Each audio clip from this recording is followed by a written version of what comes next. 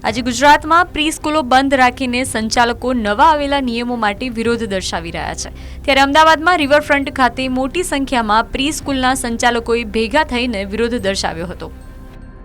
નવી registration policy આવી છે, વારંવાર રિક્વેસ્ટ કરી છે, પણ એમના તરફથી કોઈ જવાબ આવ્યો નથી। અમારી પ્રી સ્કૂલો નાની પ્રી સ્કૂલો હોય છે, ઘરની નજીક હોય છે, જે બંગલામાં યા નાની ઓફિસોમાં રેન્ટ પર ચાલતી હોય છે, બરોબર।